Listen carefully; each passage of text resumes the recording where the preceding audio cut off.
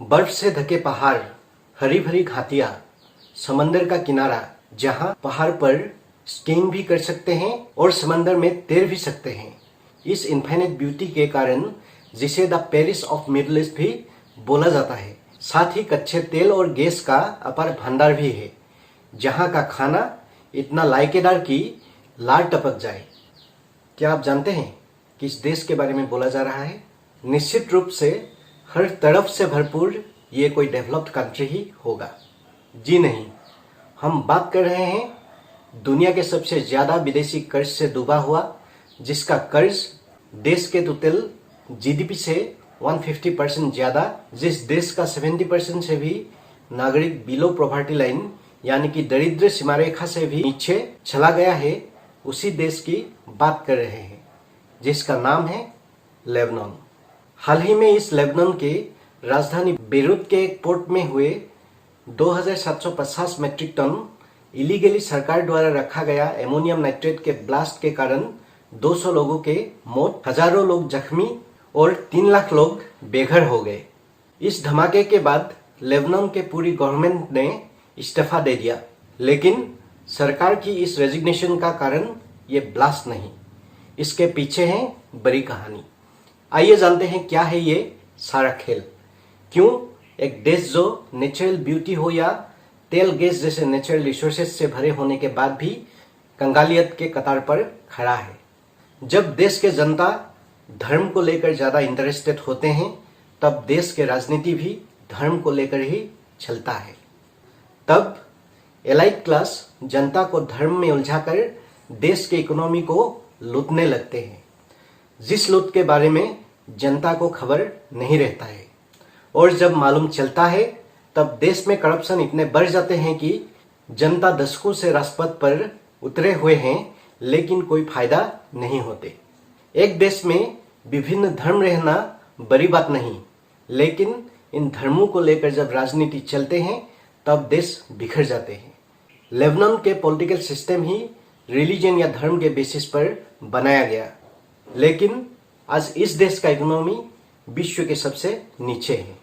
Lebanon की economy और system के कंडीशन ऐसा क्यों हुआ, इसको समझने के लिए हमें पहले जानना पड़ेगा लेबनान की पॉलिटिकल सिस्टम को। लेबनान का राजधानी है बेरूत। इस शहर में करीब 10,000 ईसा पूर्व से ही यहाँ इंसानों की लगातार बसाहट रही। कहा जाता है कि ये बेरूत शहर 7 बार राख में मिलने के बाद भी आज तक बार बार खड़ा हुआ है। रोमन साम्राज्य के प्रभाव से यहाँ क्रिश्चियनिटी आया, फिर अरब देशों के प्रभाव से आया इस्लाम। 1918 में लेबनान पर फ्रांस का रूलिंग स्टार्ट हुआ।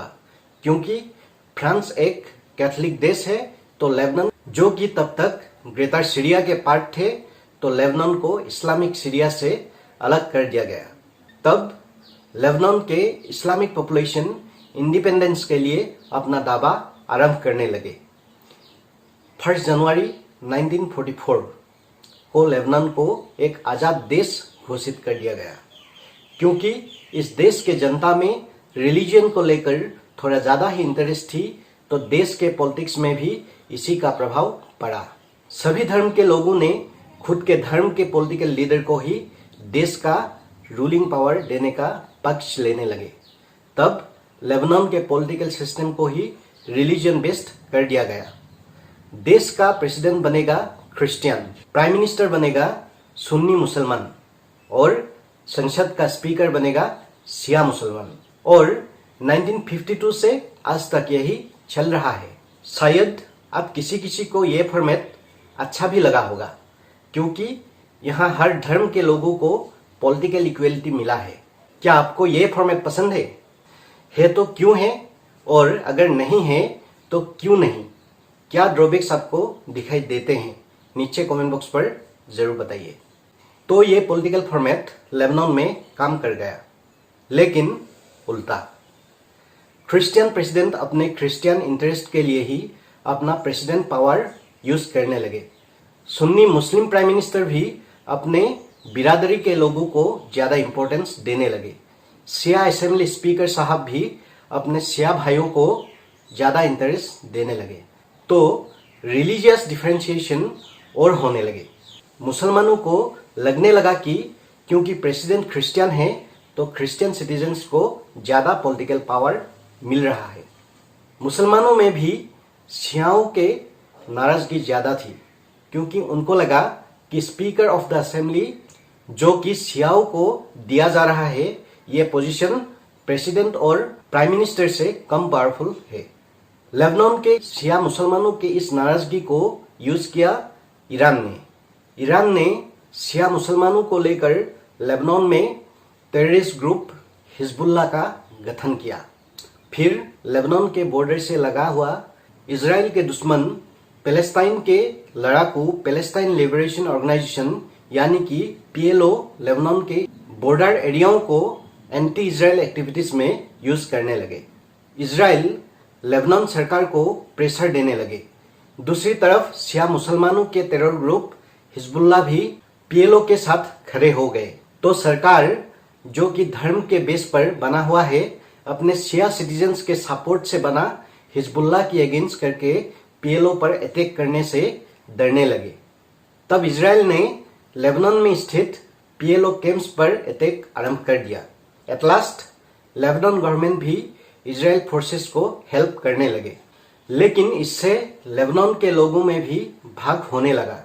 Christian political groups, Christian citizens और इजराइल के सपोर्ट एक तरफ और पैलेस्टाइन के PLO, हिजबुल्लाह और इस्लामिक सिटीजन्स एक तरफ हो गया और ऐसे ही लेबनान में सिविल वॉर स्टार्ट हो गया।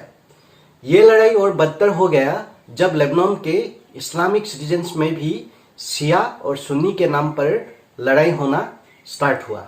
1990 के नवंबर में ये युद्ध खत्म हो गया, लेकिन क्रिश्चियन, शिया और सुन्नी के रूप में लेबनान के जनता में जो भाग हुई वह कभी जुड़ नहीं पाई। इस वार के बाद इजराइल ने भी अपनी सोल्जर्स लेबनान में बैठा दिया।